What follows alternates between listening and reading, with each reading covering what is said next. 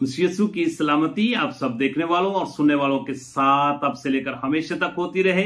आप देख रहे हैं गॉस्पेल चैनल यूएई बाइबल की बातें प्रोग्राम का एक नया सेशन। इस नए सेशन में मैं आप सबको वेलकम और खुशामदीद कहता हूं। मेरे अजीजों, आए कलाम मुकद्दस की तरफ तवज्जो करें। आज का जो हमारा मौजू है, आज का जो हमारा टॉपिक है, 7 सलीबी कलमात पर मबनी एक सीरियल, जिसमें आज हमारा 6वां प्रोग्राम है, जिसको हम छठे कलमे के नाम मंसूब करते हैं। ये छठा कलमा फतह याबी का कलमा कहलाता है।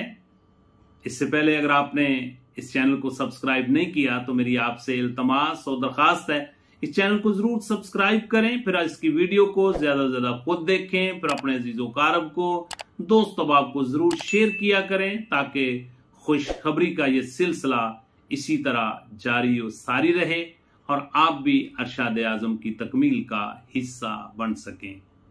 सवेरे अजीजों, आए कलाम मुकद्दस की मिलकर तलावत करते हैं। मेरे साथ मिलकर निकालें मुकद्दस यूहन्ना रसूल की मार्फ पर लिखी गई अंजील मुकद्दस और उसका 19वां बाब और उसकी आयत मुबारका 30वीं, जहां पे कुछ इस तरह लिखा हुआ है। बस जब यीशु अल मसीह ने वो सिरका पिया तो कहा कि तमाम हुआ और सर झुकाकर जान दे दी। कलाम मुकद्दस का पढ़ा सुना जाना हम सब के लिए बाइस से बरकत हो। मेरे अजीजों, जब हम बाइबल मुकद्दस का बखूबी मुताला करते हैं तो यीशु अल मसीह के ऊपर जो उस वक्त के फकीयों और फरीसियों ने और मजहबी रहनुमाओं ने इल्जाम लगाए थे, जिसकी बना पर उन्होंने उसे मसलूब किया, उसमें पहला इल्जाम जो था वो सियासी इल्जाम था कि यीशु अल मसीह के ऊपर सियासी इल्जाम ये लगाते थे कि ये लोगों को रोमी हुकूमत के खिलाफ उभारता है और ये कहता है कि मैं यहूदियों का बादशाह हूं, कैसरे औगस्तस बादशाह नहीं है। इसी तरह जो दूसरा इल्जाम था वो मजहबी इल्जाम कहलाता है।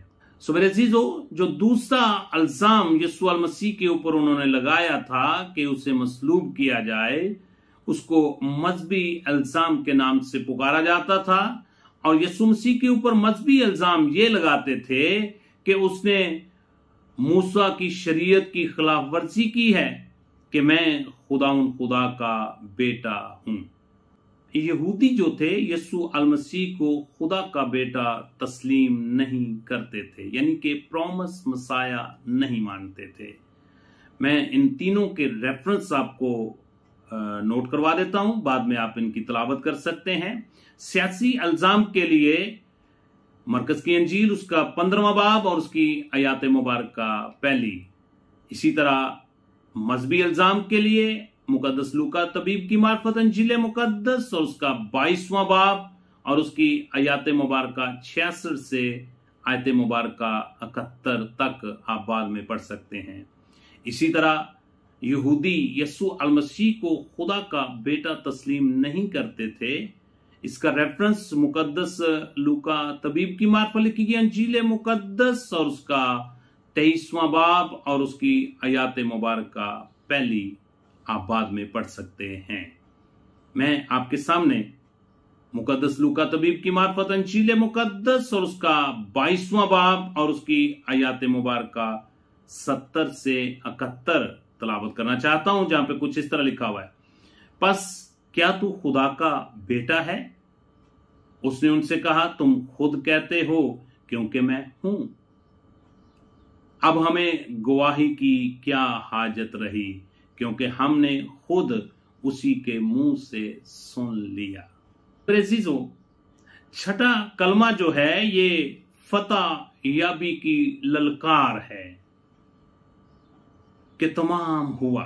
ये फतह याबी की ललकार जो है बाइबल मुकद्दस के मुताबिक सबसे पहली नबूवत जो है वो पूरी हो गई। यीशु अल मसीह ने अबलीस पर फतह पाई। पहली नबूवत में आपके सामने तलावत करना चाहता हूं, पैदाइश की किताब और उसका 3रा बाब और उसकी आयत मुबारका 15वीं। और मैं तेरे और औरत की नस्ल के दरमियान अदावत डालूंगा और वो तेरे सर को कुचलेगा और तू उसकी एड़ी पर काटेगा। इसी तरह यशायाह नबी का सहीफा और उसका 53 बाब और उसकी आयात मुबारका 7वीं, वो सताया गया तो भी उसने बर्दाश्त की और मुंह ना खोला। जिस तरह बर्रा जिसे जिबा करने को ले जाते हैं और जिस तरह भेड़ अपने बाल कुतरने वालों के सामने बेजबान है, उसी तरह वो खामोश रहा। फिर इसी तरह यशायाह नबी का सहीफा उसका 53 बाब और उसकी आयत मुबारका 10वीं, लेकिन खुदा को पसंद आया कि उसे कुचले, उसने उसे गमगीन किया। जब उसकी जान गुनाह की कुर्बानी के लिए गुजरानी जाएगी तो वो अपनी नस्ल को देखेगा। सो मेरे अजीजों, याद रखें इस बात को कि यीशु अलमसीह की मसलूबियत कोई हादसा नहीं थी, बल्कि ये खुदा का एक अलाही मंसूबा था जिसकी तकमील का होना जरूरी था। और यीशु अलमसीह ने उस मंसूबे की तकमील को मुकम्मल किया और कहा कि तमाम हुआ। मेरे साथ मिलकर एक आयत मुबारका की तिलावत करें। कुलसियों के नाम पौलुस रसूल का खत है, उसका 2 बाब और उसकी आयत मुबारका 14वीं, जहां पे कुछ इस तरह लिखा हुआ है, और हुक्मों की वो दस्तावेज मिटा डाली जो हमारे नाम पर और हमारे खिलाफ थी, और उसको स्लीब पर कीलों से जड़कर सामने से हटा दिया। Praise the Lord. मेरे अजीजों, खुदावंद यीशु अलमसीह ने अपनी जान का फिदिया देकर हमारे खिलाफ जो भी लिखा हुआ था, हमारे गुनाहों को उसने मिटा दिया। तमाम दस्तावेज जो हमारे खिलाफ थी उनको हमारे सामने से दूर कर दिया। इसलिए मेरे अजीजों, याद रखें इस बात को कि जो भी कोई यीशु अलमसीह को अपना शख्सी नजात दहिंदा कबूल कर लेता है, अपने गुनाहों का इकरार करता है और खुदावंद यीशु अलमसीह के कफारे पर ईमान ले आता है और खुदा से माफी मांगता है, अपनी जिंदगी का यू टर्न ले लेता है जिसको तौबा कहा जाता है, और यीशु मसीह को अपना शख्सी नजात दहिंदा कबूल कर लेता है, तो वो हमेशा की जिंदगी का वारिस हो जाता है। सो मेरे अजीजों, ये छठा कलमा जो है ये फतह मंदी की ललकार है कि खुदावंद यीशु अलमसीह ने जिस काम के लिए उसे भेजा गया था उसको तमाम किया है और हमारे गुनाहों का मुकम्मल कफारा अदा कर दिया है।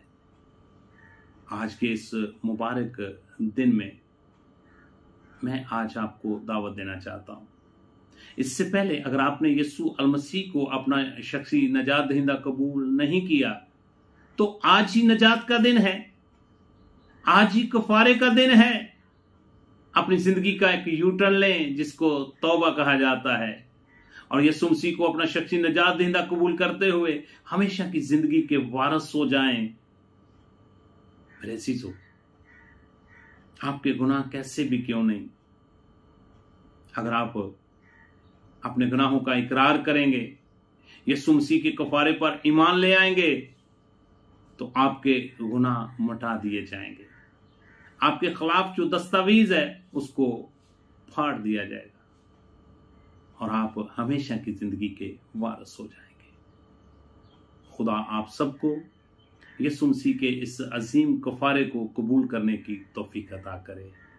इस मैसेज को खुद सुने और फिर अपने अजीज़ो कारब को, दोस्त अहबाब को जरूर शेयर किया करें ताकि खुशखबरी का ये सिलसिला इसी तरह जारी और सारी रहे और आप भी अरशाद आज़म की तकमील का हिस्सा बन सकें। God bless you at all.